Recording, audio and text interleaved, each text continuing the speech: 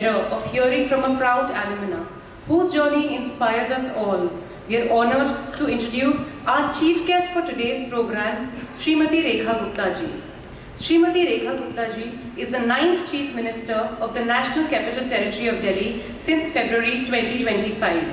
A member of the National Executive and the General Secretary of the Delhi State Unit of the BJP, she has been the MLA for Shalimar Bagh since 2025. Ma'am has a long association with the University of Delhi, being an alumna of Daulat Ram College. She was the General Secretary and President of the Delhi University Students' Union during 1995-1997.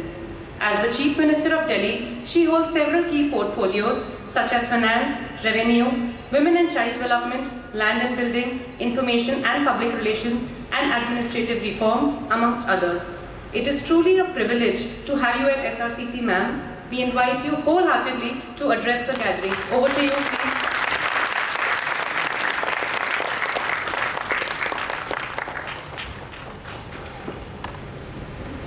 Thank you so much. आज हमारे इस college के 99th annual day function में stage पे मेरे साथ यहाँ पर उपस्थित अजय जी, जो कि इस कॉलेज के न केवल चेयरमैन हैं बल्कि एक ऐसी नींव का पत्थर है जिसने इस कॉलेज को आगे बढ़ाने में और आज जिस मुकाम पे कॉलेज है वहाँ तक लाने में एक बहुत बड़ा रोल प्ले किया।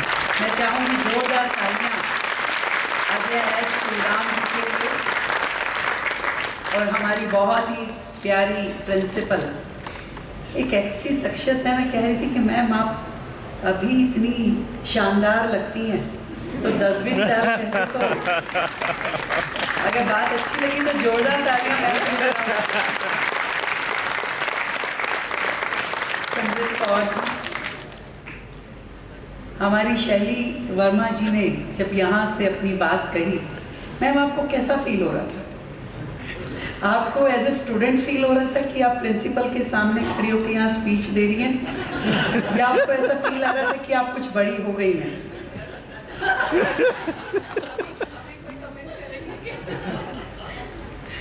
हमारे इस कॉलेज की वाइस प्रिंसिपल अरुणा झा जी, यहाँ उपस्थित सभी professors, students, faculties and employees. पर मैं शैली जी की बात से सहमत हूँ।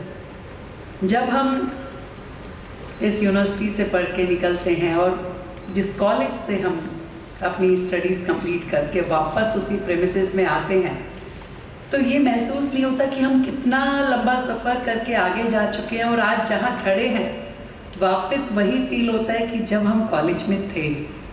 तो वो उम्र का बीच का गैप जो है कहीं भूल जाता है। तो आज SRCC के इस प्रेमिसेस में आके मुझे वही सब कुछ याद आता है कि जब मैं दौलत राम में पढ़ती थी, अजय सर कह रहे थे कि भी आप श्रीराम कॉलेज में आ जाइए। मैं तो 93 में भी आना चाहती थी।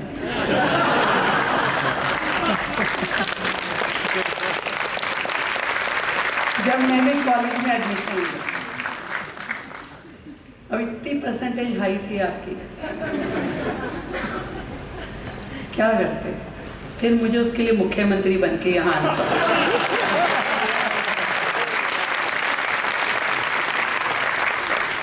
देखिए कितना लंबा रास्ता मैं तय करके आई श्रीराम कॉलेज में आने के लिए।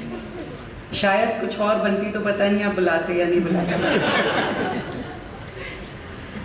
पर बहुत ही प्यारी यादें हर एक स्टूडेंट की जब वो अपने कॉलेज डेज में होता है उसकी जुड़ी होती है, जो ताहा उम्र वो भूल नहीं पाता। वो दोस्त, वो उनके साथ समय बिताना, वो लेक्चर्स, वो टीचर की मिमिक्री करना और ना पढ़ने के 100 बहाने ढूंढना और एग्ज़ाम से आने से पहले पूरी रात खाली करना। ये एक ऐसा सुंदर सफ़र होता है कि आप जीवन में कभी भी कहीं भी पहुंच जाएं, आप उन डेज़ को मिस करते हैं। वो आपकी गोल्डन मेमोरीज होती हैं। और मैं समझती हूँ कि आज वर्ल्ड वाइड SRCC के जितने स्टूडेंट्स हैं वो बहुत ही प्राउड फील करते हैं। एक ऐसी कम्युनिटी जिसकी रूट इस कॉलेज में जुड़ी है, जिसकी आत्मा आज भी कॉलेज में बसी है, और शायद कोई भी कहीं भी कॉलेज का नाम लेके उन्हें मिलता होगा तो वो ज़रूर कनेक्ट करते होंगे कि अरे वाह, आप भी मेरे कॉलेज से। तो ये एक ऐसी कनेक्टिविटी है, एक ऐसा रिलेशनशिप है जो यहाँ इस प्रेमिसेस की क्लासरूम में कभी डेवलप हुआ तो कभी कैंटीन में बैठ कर के वो नए सिरे चढ़ा। कभी उसने यूनिवर्सिटी की आर्ट फैकल्टी और बाकी जगह घूम करके अपने रिश्ते बनाए, तो कभी कमला नगर की शॉपिंग मार्केट में बरमुडास पहन करके जब वो रात को घूमते होंगे तो वो रिश्ते निभाए। वो सारी चीज़ें यादों में जुड़ जाती हैं, और इसमें कोई दो राय नहीं है कि SRCC कॉलेज हमारे ना केवल दिल्ली यूनिवर्सिटी का बल्कि देश का, पूरे एशिया का बेस्ट कॉमर्स कॉलेज है।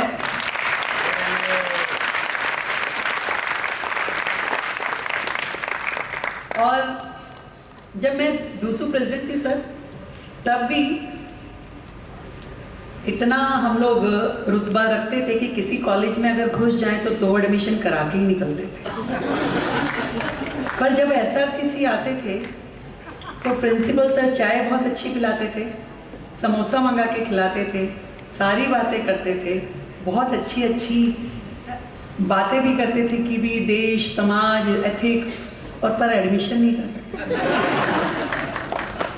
तो वो ग्रेस, वो एक इमेज कॉलेज की हमेशा बरकरार रही। यहाँ तक कि यूनिवर्सिटी में कोई SRCC का स्टूडेंट घूमता हुआ मिल जाता था और वो इंट्रो में कहता था मैं SRCC, तो ऐसा लगता था ये तो बस किताबी कीड़ा ही होगा, कितना बढ़ता होगा कि इसका एडमिशन SRCC में हुआ। पर आपने हमेशा ना केवल एकेडमिक्स में, स्पोर्ट्स में, कल्चरल में, हमेशा हर फील्ड में अपने स्टूडेंट्स को आगे बढ़ाया।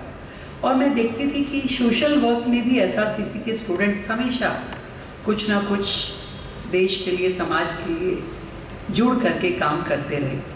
आज भी जिस तरीके से वर्ल्ड वाइड आप SRCC का नाम लेकर के जा रहे हैं, जैसे इंटरनेशनल कॉन्फ्रेंसेस हो रही हैं, पीछे आपने सिंगापुर में भी किया और आगे भी इतना बड़ा प्लान है, मैं समझती हूँ कि दिल्ली के लिए ये बहुत ही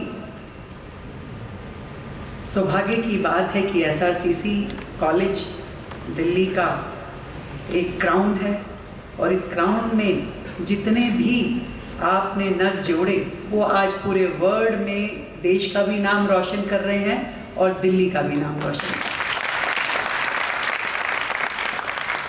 99th एनुअल डे, अगले साल आपकी सेंचुरी होने वाली। एक बड़ा लंबा सफ़र यहाँ तक तय करके आप लोग पहुँचे हैं, और मैं समझती हूँ आगे भी बहुत नए आयाम आपके इस कॉलेज को अचीव करने हैं। और कहीं ना कहीं मेरे सामने जो स्टूडेंट्स हैं, आज बहुत सारे अवार्ड विनर स्टूडेंट्स यहाँ बैठे हैं। जब मैं आज दिल्ली यूनिवर्सिटी के स्टूडेंट होने के बाद चलते चलते उस मकाम पे पहुँची जहाँ दिल्ली की सबसे रिस्पॉन्सिबल पोस्ट मैं कह सकती हूँ, जहाँ आपको पूरे शहर की केयर टेकिंग करनी है, पूरे शहर का ध्यान रखना है, डेवलपमेंट से लेकर के हर एक चीज़ जो दिल्ली से जुड़ी है उसको आपने खड़ा करना है, बनाना है, आगे लेके जाना है। तो मैं ये सोचती हूँ कि दिल्ली केवल सरकारों की रिस्पॉन्सिबिलिटी नहीं है कि सिर्फ गवर्नमेंट काम करे और आपका शहर आगे चल पड़ेगा। इसमें हम सबको यानी सबको, फैकल्टी को भी, स्टूडेंट्स को भी, हर एक व्यक्ति जो इस राज्य में रहता है, सबका रोल प्ले है। हर व्यक्ति को अपनी भूमिका निभानी पड़ेगी। क्या कारण है कि आज दिल्ली देश की राजधानी होने के बावजूद भी कहीं ना कहीं बाकी राज्यों से पिछड़ गई है। कहीं ना कहीं इंफ्रास्ट्रक्चर की दृष्टि से कहें, टेक्नोलॉजी की दृष्टि से कहें, या जो एक स्वरूप, सुंदर स्वरूप दिल्ली का होना चाहिए था, वो हम नहीं अचीव कर पाए। जब मैं आज यहाँ खड़े होकर के उस रिस्पॉन्सिबिलिटी को शेयर करती हूँ तो मुझे लगता है कि शायद सरकारों ने सोचा था कि हम अकेले ही सब कुछ कर लेंगे, पर नहीं होगा ऐसा। हम सब मिलकर के जब जुड़ेंगे, हम सब जब अपने शहर के लिए अपनी जिम्मेवारी को समझेंगे, तभी ये दिल्ली आगे बढ़ पाएगी। बहुत कुछ है दिल्ली में, दिल्ली का इतिहास, दिल्ली का गौरव, दिल्ली का अपना एक महत्व। दिल्ली देश की राजधानी है, हर व्यक्ति दिल्ली को देखता है, खोजता है। और पिछले कुछ सालों में हमने अपनी दिल्ली की एक पॉजिटिव इमेज गंवाई। मैं ये चाहती हूँ दिल्ली फिर से रिवाइव हो, एक नई पॉजिटिव इमेज के साथ में हम वर्ल्ड के मैप पे आए।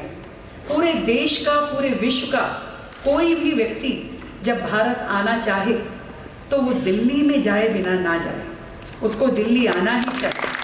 उसके मन में इच्छा होनी चाहिए कि मुझे दिल्ली ज़रूर जाना है, मुझे दिल्ली देखनी है, दिल्ली इतनी बेहतरीन है।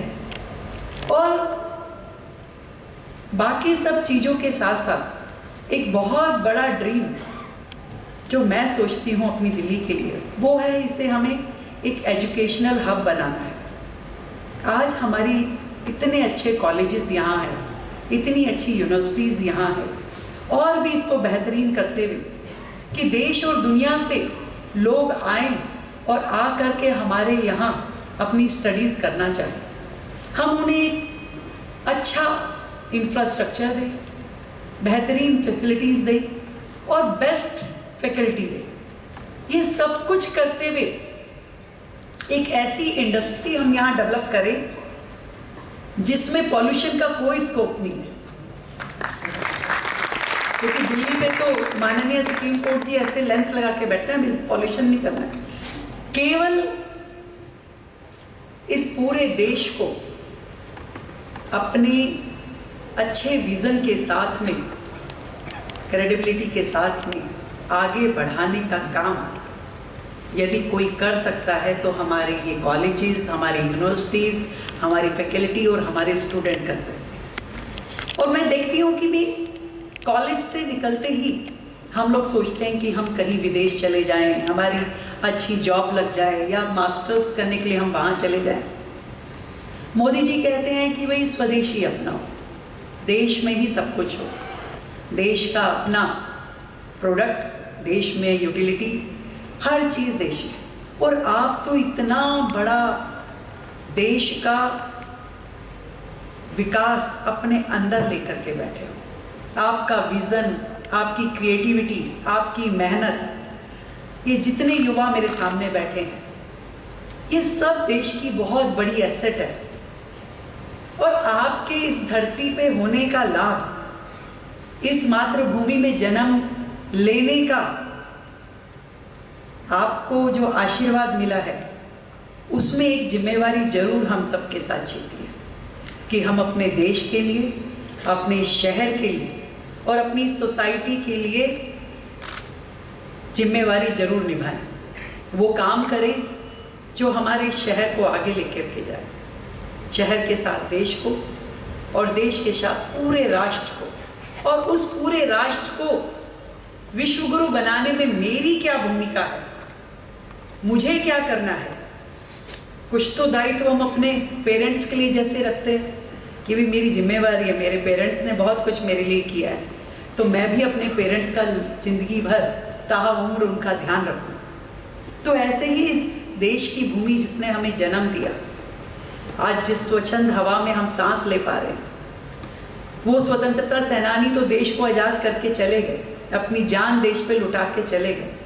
अब इस देश को आगे चलाना, इस देश को आगे बढ़ाना हम सब का काम है। बहुत सारे नेगेटिव एनर्जी के लोग देश में, दुनिया में अपने ही देश के खिलाफ बोलते हैं। ऐसे लोगों को करारा जवाब देना वो हमारा काम है। अपने देश में नई इनोवेटिव पॉलिसीज़ को लेकर के आना वो हमारा काम है। इस पूरे वर्किंग एटमॉस्फेयर को बदलना वो हमारा काम है। लोगों की सोच, लोगों का विज़न, देश के प्रति प्यार हर रग में दौड़े, ये हमारा काम है। और धीरे धीरे, सच मानिए, फिर भारत भी और ये दिल्ली भी किसी भी और कंट्री से बेहतर दिखाई दे। ये 140 करोड़ लोग देश के लिए लायबिलिटी ना बने, देश की एसेट बन के काम करे, देश की एसेट बन के। हर व्यक्ति का अपना ओरा है, हर व्यक्ति की अपनी एक पहचान है, काम करने की क्षमता है। जिए अपनी जिंदगी खुल करके, करें अपने कैरियर के लिए, अपनी लाइफ के लिए, अपनी फैमिली के लिए, पर उसमें से छोटा सा एक पोर्शन अपनी कंट्री के लिए, अपने देश के लिए, अपने शहर के लिए लगा। मैं क्या कर सकता हूँ? एक काम देश के नाम, कुछ भी, एक छोटा या बड़ा, सोच लीजिए कि मुझे करना ही है। कभी कहीं कुछ गलत हो रहा है तो मुझे रिएक्ट करना ही है, मुझे चीज़ों को सही करना ही है, बेहतर, साफ सुथरा, हरा भरा। और जब आज हम अपने इस शहर को बेहतर कर लेंगे तो आने वाली जनरेशन्स को देश से बाहर जाने की ज़रूरत नहीं पड़ेगी। यहीं अपने देश में ही रह करके वो देश का मान और सम्मान बढ़ाएंगे। एक अकेला मोदी थक जाएगा, पर हम सब मिलकर के जब उनकी टीम बन जाएंगे तो ये देश सच मानिए खूब आगे बढ़ेगा। आप सबको मेरी ओर से ढेर सारी बधाई, शुभकामनाएं, और बहुत ही अच्छा लग रहा है मुझे आज SRCC में आकर के। अभी अजय सर कह रहे थे कि भाई आपके ऊपर कुछ हमला हुआ हमें। सर, मुझे तो तूफानों से जूझने की आदत है। मैं जब दूसरी प्रेसिडेंट थी तो हम लोग एक प्रदर्शन कर रहे थे, डेमोन्स्ट्रेशन कर रहे थे, तो मॉरिस नगर चौक पे हमने कुछ पुतले जलाए। अब मैं प्रेसिडेंट थी तो तिल्ली मुझे ही लगानी थी। तो क्या किया किसी समझदार व्यक्ति ने कि भी पुतले फूकने हैं, तो उसे मिट्टी का तेल तो मिला नहीं, केरोसिन तो मिला नहीं, उसने पेट्रोल लग के डाल दिया और जैसे ही तिल्ली लगाई धुम करके आग उठी और पूरा मेरा चेहरा जल गया। और लगभग 1-1.5 महीना पूरा मुझे उसको